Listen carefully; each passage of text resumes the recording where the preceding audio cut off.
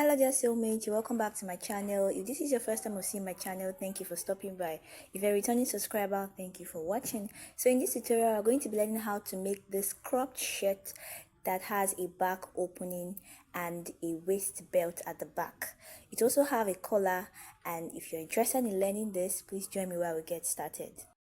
Okay, so on my pattern paper, I've gone ahead to divide the pattern paper into two equal parts, and I have about 12.5 inch on both sides, and I'm going to be using the first side for the front and the other side for the back. So as you can see here, I measured 2 inches from this center back side, rather center front, and I'm going to be using that for my placket. Okay, so I've gone ahead to label it placket, and then from there, that line that I drew there is going to be the line I'll be using for my center front. So I marked my vertical measurement, which is my shoulder to bust of 9 inches and shoulder to waist of 16 inches. So I also came down by 1 inch to make it 17 inches because I do not want it to stop exactly on the waistline. I just want it to come down a bit. You can make it exactly your waistline measurement, or you can come down by 1 inch or 1.5. It's totally up to you. So for the back piece, I also went ahead to mark the shoulder to waist, bust, and the shoulder to waist. So if you notice, my shoulder to waist for my back is 14.5, and that's because the front and back are not equal. And of course, this shirt is going to be having a bust that. So now I've gone ahead to mark them, and now I'm going to be inputting my chest measurement. So I want you to know that to input your chest measurement, you're going to divide your bust circumference by 6 and add 1.5. But before we do that, I'm going to mark my shoulder measurement, which I'm doing here, and mine is 14 inches divided by 2 is 7. So I marked 7 inches there, and from the arms, for the chest line rather, I divided the bust circumference by 6 and added 1.5, and I had about 7.1, but I'm working with 7 inches, so I added 1 inch to make it 8 inches, and that's what I'm marking from the shoulder to that point where I have 8 inches, and I connected it with a straight line from the front to the back. As you can see, I'm labeling it chest line, bust point, and the waist. Okay, so now I'm going to come back to the upper part where I have my shoulder line. Remember, I marked 7 inches at the top where I divided the shoulder measurement by 2. So I'm going to come down from that 7 inches by 1 inch, and then I'll mark my neck width for my front, which is 3 inches, and from that neck width I'll connect it to that 1 inch I came down from the shoulder for my shoulder slope. So by the time I've marked this 1 inch, what I should have left, it should be 7 inches for that point. So I repeated the shoulder measurement divided by 2 on the chest line, and I connected it together just like I did now. So remember, it was 8 inches I marked. By the time I remove the 1 inch for the slope, it becomes 7 inches, which is what I have after dividing my bust circumference by 6 and adding 1.5. So here I'm marking my neckline. I came down from the shoulder by 3 inches, which is 3 inches width, 3 inches depth, and I connected it with my curve. So here I'm just going to come up a little with about 0.25 from my placket area, and I'm going to connect it like this. This is because sometimes when you cut it exactly from your neckline, you find that there is a shortage at that placket, so that will just help you to relax later on. So now I'm imputing my bust circumference divided by 4 on the chest line, and I'm taking the midpoint of this, my arm's eye, and then that will be about 3.5 because I have 7 inches there. From the center point there, I came in by half of an inch, and I'm connecting the shoulder slope tip to that half of an inch. So I'm taking my curve to also connect that half of an inch point to where I marked my 8.5 inches on the chest line. Okay, so I'm going to be adding ease allowance of 0.25. Of course, you might want this shirt to be fitted, and you might not want it to be fitted. It depends on what you want, but I don't want it to be too loose and I didn't want it to be too fitted, so I just added an ease allowance of 0.25 there at that chest line. Okay, so by the end of the day, you should be giving me half of an inch in front, half of an inch at the back if I do the same thing at the back.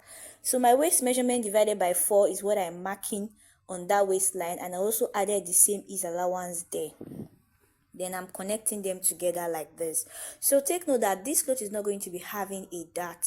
Okay, we're not going to be having a waist dart, we're not going to be doing any of that. We're only going to be having a bust dart. Okay, so before we move to the back, I'll quickly impute that bust dart, and the bust dart is going to be 1.5. If you look at the difference from the front and the back, you can see that it's 1.5 inches because the shoulder to the waist for the front is 16 and that of the back is is 14.5, so the difference is 1.5, and that's what I came down from the bust point and marked.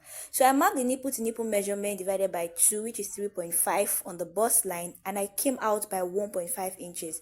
Connected that 1.5 inches to the same 1.5 inches I came down from the bust point, and that is how I got my bust dart. So after connecting the bust dart, I labeled it to show that I'm going to be cutting it out. So everything I have from my front upper part, I repeated it on the back part. Okay, so as you can see, I've marked the midpoint of that arm's eye, and I've also marked my 8.5 inches on my chest line, and I'm going to connect it like this. So take note that I did not come in by 0.5 inches as I did for the front. Okay, so after marking that, I also added my 0.25 ease, which I added for the front, remember that. Then for the neckline for the back, I came down by 1 inch. Okay, and as you can see, I'm connecting it like this together with my curve. So after doing this, I'm going to come to the waist area, and I'm going to mark the waist measurement divided by 4. So I'm working with the waist measurement of 28 inches, and that should be giving me 7.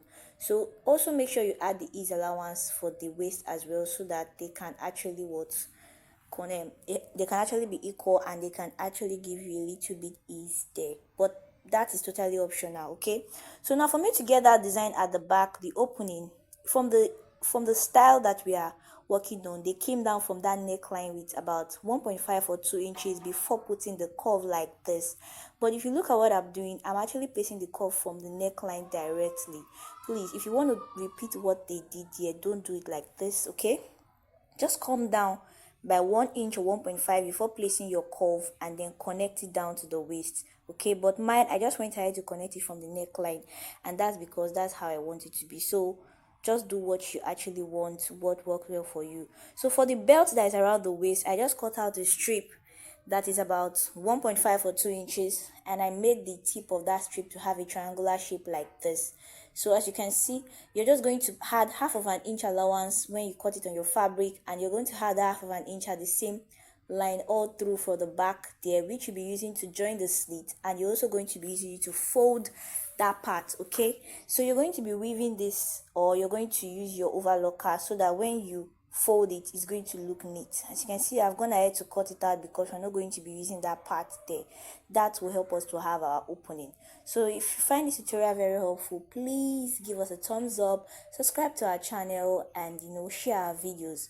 So as you can see, I'm going ahead to cut out the front and the back piece, and you can be able to tell the difference now. So remember that when you are cutting this on your fabric, you are going to be cutting it in two. I mean that you're going to cut it 2 pieces, each of them, and then you're also going to close the bust dart from your fabric. Ensure that when you're cutting it on your fabric, ensure that they align, and the shortage from the bust dart, ensure you cut it there. You can see that the front and back aligns now.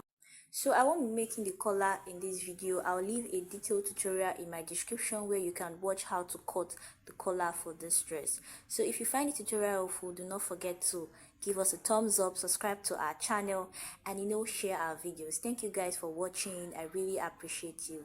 See you guys in my next video, and please do not forget to leave your allowance for joining.